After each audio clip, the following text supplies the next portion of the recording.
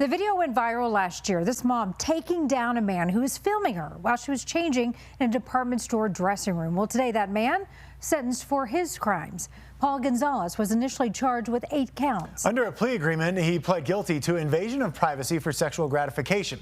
Today, he was sentenced to 60 years in jail. 60 days in jail, I should say. Your reporter Kirsten Suzal met that victim, joins us now. Kirsten, she's come to terms with the plea agreement. However, she's still frustrated with part of the investigation.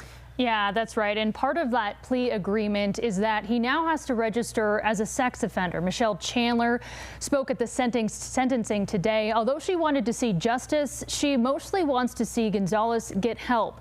She told me she even waived her victim compensation and instead hopes Gonzalez will use the money to get the help he needs.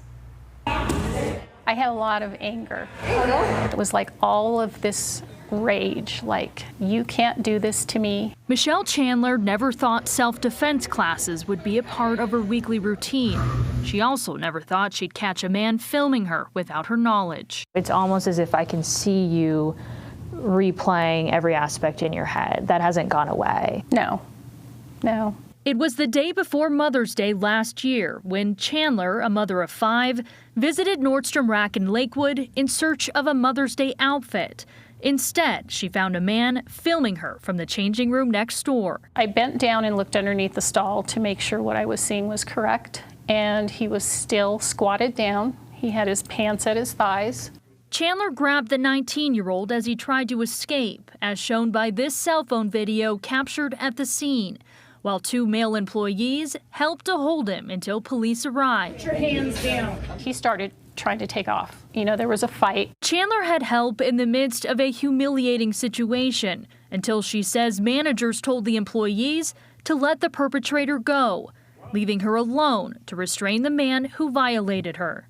I looked at them and I said, you let people get away for shoplifting. Where does this end? And she repeated herself and said, you know, as employees, we need you to remove yourself immediately. Nordstrom did not respond to our questions, but its Customer Bill of Rights online says Nordstrom requires its employees to respect the basic civil and legal rights of any person suspected of shoplifting or other crime committed on store property. Investigators later found 3 additional women were filmed that day, including one who was fully unclothed. However, Chandler says Lakewood PD never pursued their identities.